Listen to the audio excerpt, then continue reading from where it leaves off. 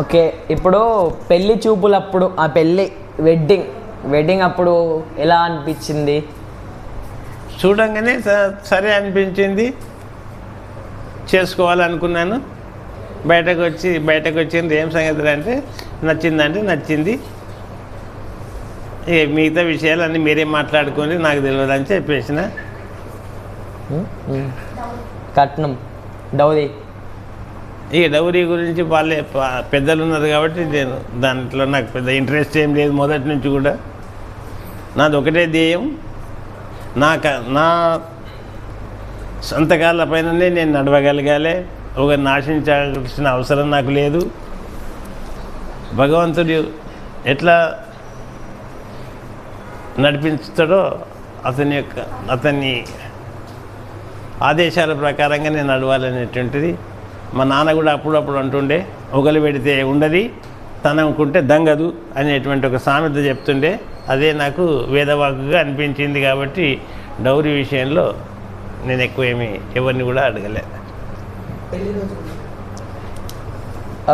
అసలు మీ భార్య ఎలా ఉండాలి అని అనుకున్నారు? అనుకుని లేదు, గినుకుని లేదు.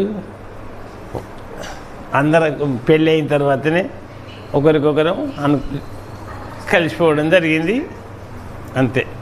నాకు ఒక గురించి జీవితంలో ఒక స్థాయి, ఈ స్థాయిలో ఉండాలి, ఆ స్థాయిలో ఉండాలనేటువంటి ఒక ఆలోచన ఎన్నడూ రాలేదు. నేను పెరిగినటువంటి సిచ్యువేషన్ అటువంటిది. ఓకే, మొదటిసారి పెద్దమ్మ పుట్టింది చూడు, అప్పుడు పెళ్లి రోజు పెళ్ళి అప్పుడు ఏమేమైందో అయితే ఇరుపక్షాల వాళ్ళు నేను సరే అని చెప్పిన తర్వాత ఇరుపక్షాల వాళ్ళు మాట్లాడుకున్నారు, పెళ్ళి సంబంధాన్ని కుదిరించుకున్నారు.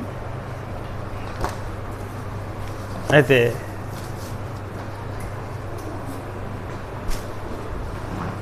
కుదిరించిన తర్వాత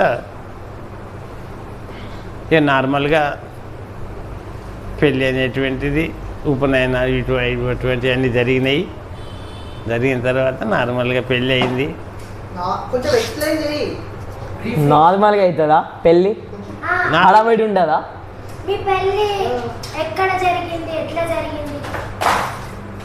అప్పుడు నార్మల్గానే పెళ్ళిళ్ళు పెద్ద ఆర్భాటాలు లేకుండే, ఫోటోలు ఇటువంటి కెమెరాలు అన్నీ ఏం లేవు. మామూలుగానే పెళ్ళి జరిగింది. అందరు బంధువులతో సహా వచ్చేసిండ్రు. అంతే, అప్పుడు రవాణా సౌకర్యం లేకుండే కాబట్టి అయితే ఎడ్ల బండ్లు లేకపోతే బైవాక్ ఇవే ఎక్కువ ఉండే. అప్పుడు రవాణా సౌకర్యం మనకి ఎక్కువ లేకుండే అక్కడ. ఓకే, మొదటిసారి పెద్దమ్మ పుట్టినప్పుడు మీ తండ్రి అయినప్పుడు ఎలా అనిపించింది? అంటే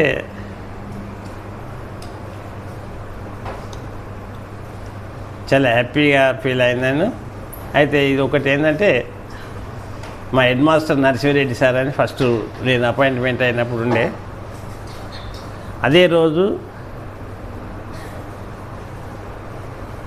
నాకు ఈ పెద్దమ్మాయి పుట్టింది, ఆయనకు ఒక మనవడు పుట్టిండు. అయితే ఇద్దరం గ్రాండ్ హోటల్ దగ్గర కలుసుకున్నాం. చారి నువ్వు దావత్ ఇస్తావా, నేను దావత్ ఇయ్యన్నా అని. ఈ దావత్ అంటే ఏంటిది భగవంతుడా అని అనుకున్న మనసులో. సరే మీరు ఎట్లా అంటే ఎట్లా సార్, ఏమున్నది అందులో పెద్ద విశేషం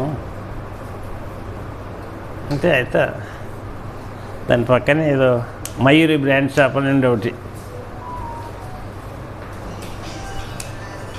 మయూరి బ్రాండ్ షాపులోకి తీసుకుపోయిండు. తీసుకుపోయిన తర్వాత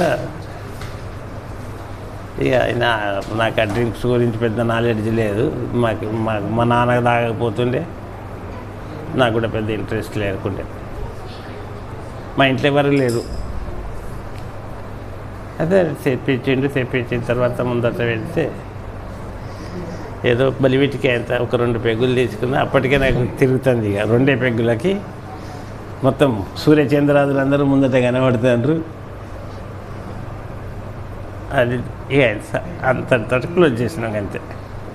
ఎంత పెద్ద హ్యాపీగా ఫీల్ అయ్యాను. ఎవరైనా అది తొలిసారి సండే ఏంటంటే ఎంతో హ్యాపీగా ఉంటుంది. మిషన్ హాస్పిటల్లో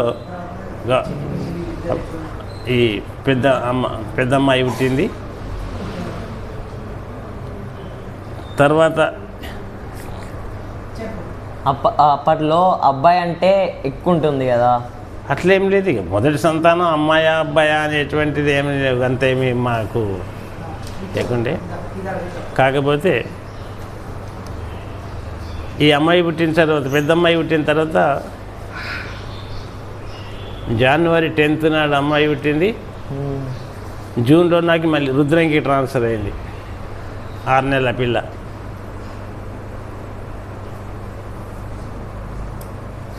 అప్పుడు నా జీవితం అంతా ఇంటి దగ్గరనే గడిచినట్టు గడిచే ఈ రుద్రంగి ఎక్కడ ఉంటుందో ఏమో నాకు కూడా తెలియదు.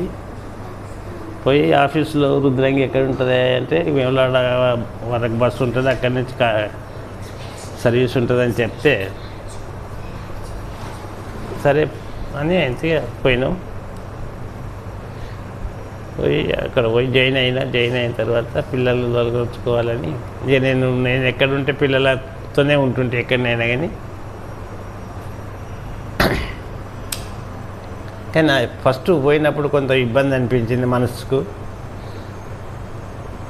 ఇక తర్వాత అక్కడ జాయిన్ అయిన తర్వాత మామూలుగా రొటీన్లో అక్కడ ఉన్నటువంటి విలేజర్స్ కూడా చాలా కోఆపరేటివ్గా ఉంటుండే, స్టాఫ్ కూడా చాలా బాగుండే.